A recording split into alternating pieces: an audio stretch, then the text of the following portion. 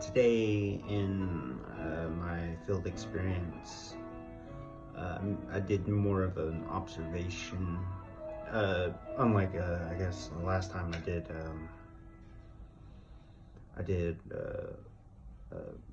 I worked with a trumpet student, and this time it was more of just an observational period.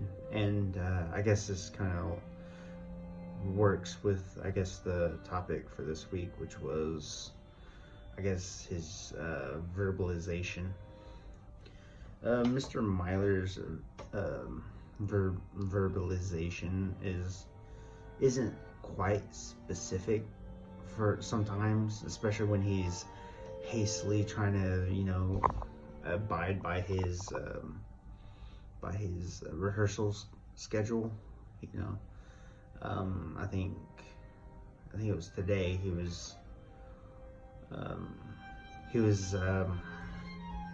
they were playing the House of Spring or Hounds of Spring, and he was trying to get them to go to measure 45, and he meant that the horns play, but everyone because previously they weren't playing the right rhythm, and he said that before they cut after he cut them off. But then he said, I want to hear measure 45 again, starting at 45. Band started playing, and he was like, no, I meant horns. And so there is some confusion, but I do feel like since he knows the band quite well, they do kind of know what he means. So I think that's just something that's just you learn more as as a teacher, or as you are familiar with the students and just how everything functions in the band program. But I feel that his verbalizations could be better. I feel like, when he's rushing, that, he's just trying to get to where he needs to be, but, that's the public school for you with the time constraint. But I feel like he could definitely just be more relaxed, because I know there's upcoming concerts and contests. So, but yeah, that's all I have to say about his verbalizations. They're okay at times, and they can be really good when he's not stressed, or he's not trying to get to the end of the rehearsal. And yeah, that's about it. Okay, I think this is week 4 video. It's been hard trying to get these videos recorded because of the crazy weather we've been having. The public school, observing closing. Anyway, we're talking about gestures, I guess, in this video, and what I want to talk, I guess it's how Mr. Myler's conducting, or gestures toward, that he's showing in his conducting, is affecting the learning and the musicianship of the students. And I think it's going really well with what he's doing, especially in the I always forget the title. It's Hounds of Spring, or some such name. And what he's doing right now, it's very, I guess, like majestic and grandier, and it definitely shows in how how the students are playing the piece. And I feel like what he's doing is good. I can't say he's doing great, because there's always room for improvement. And it's definitely when he's trying to get certain sections to play a certain way, he will sing the piece, he will sing and conduct what their part, and he will gesture of like certain stuff to, I guess, emphasize what the students need to do, and then they follow after him. And usually they get there, but they do have some trouble. But I don't think it's in his gesture. I think it's just like maybe that he needs to maybe slow the tempo down, so some students can work out those notes or figure it out a little slower. But I think overall it's his gesturing is pretty great, and I think that's what I can do with my piece currently, because I feel like my piece that I'm doing for methods right now is kind of just it's iffy, because I don't feel like when I'm doing my conducting and such, it's like it's more so I'm trying to think, it doesn't have life to it or emotion. And I feel like we as conductors, we have to definitely do gestures that will lead to what we want the students to play, because if we just conduct, they're just gonna follow, and that's not our job as educators. It's more so we need to get these students to do more than just play notes and button mash. We're trying to get them to connect with the emotion of the composer and the music, and express that and entertain the audience. Because I think that's one of the biggest things as music educators we have to do in order for our students to succeed. So overall, Mr. Myler's gesturing is quite good, and there's always room for improvement. I think that's all I have today. This is for week 5. I think this one's on what's it on? It's on, I guess, feedback that's being given. Mr. Myler's feedback is okay, or it's not okay. It's exceptional. Just like how he's able to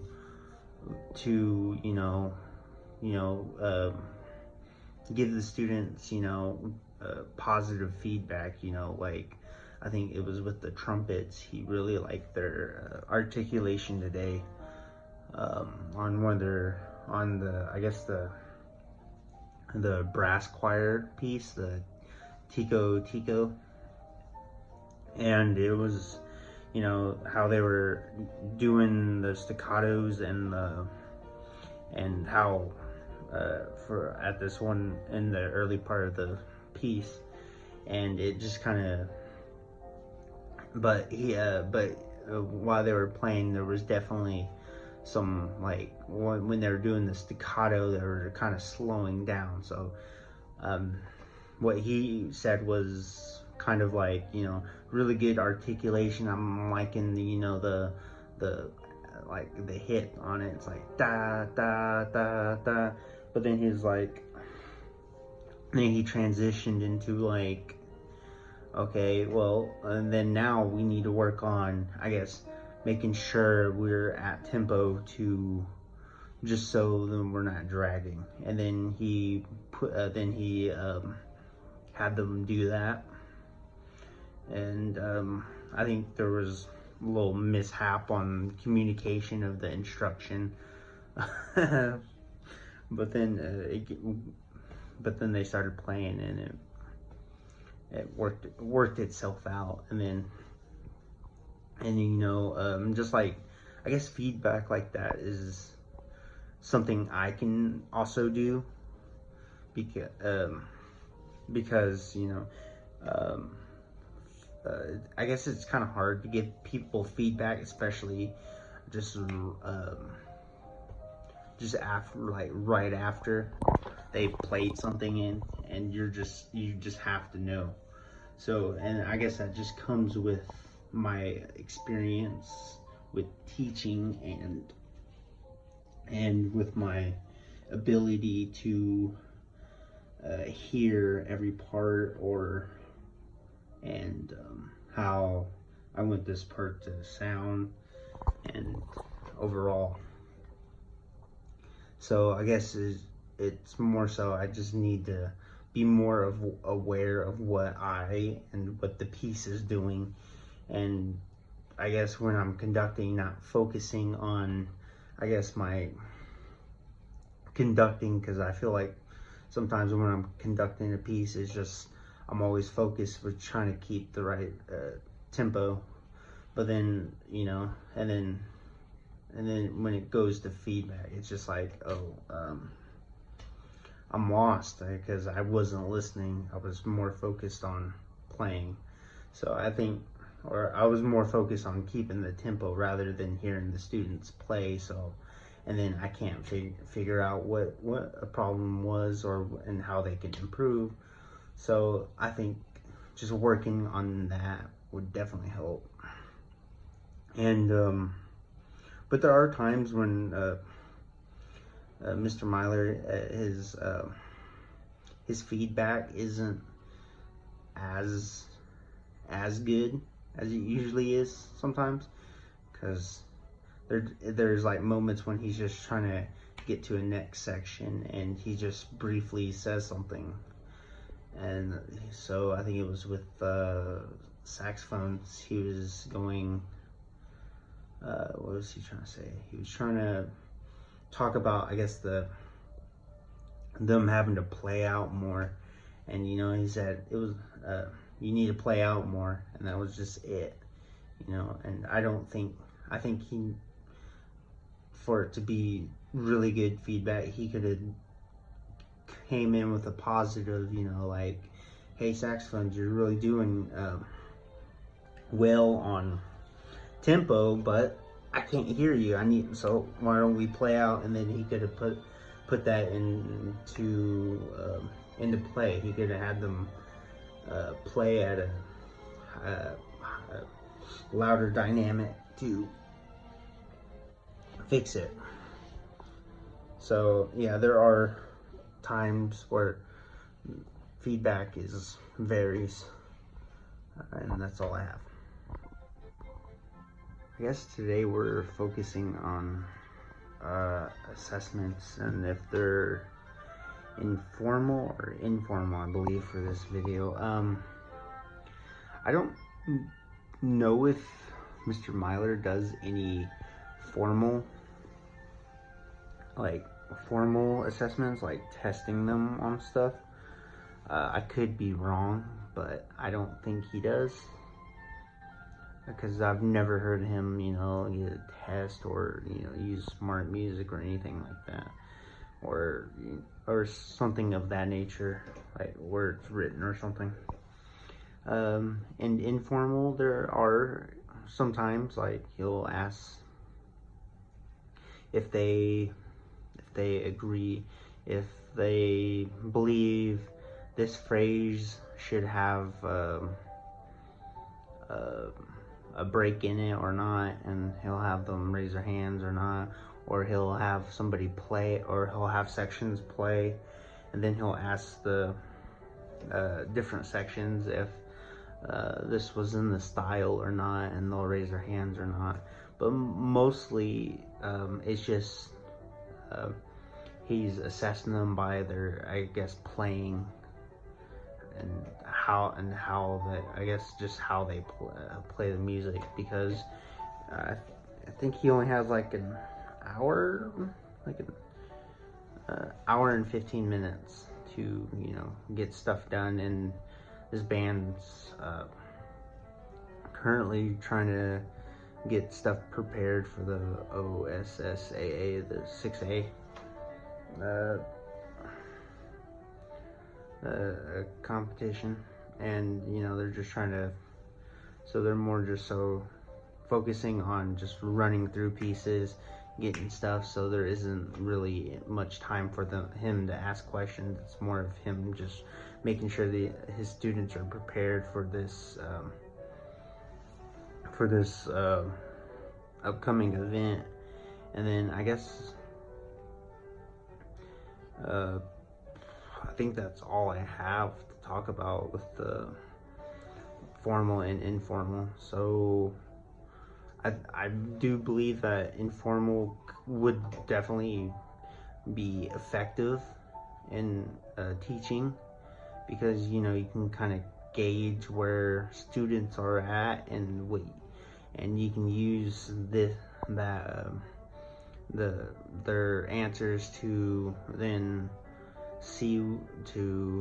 teach them more, and so just so that students are always learning, so they can succeed, and that they're not just there to play music. I mean, that's what they're there for, but we're also as educators, we're trying to get them to also learn other musical ideas rather than just playing.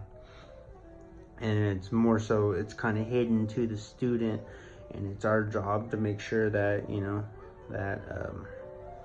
we're able to do all sorts of assessments, individual, group, informal, formal, and then the other one. So I think that's all I have for this week. Let's see. I think today it's over comprehension, musicianship, and how, I guess, Mr. Myler, how he teaches his students, more than the rhythms and the playing and stuff, and how he gets them to respond to other stuff, such as, I guess, that involve the anchor or the standards, such as connecting, responding, and so forth, and other than performing. And lately he's as they're getting ready to do a new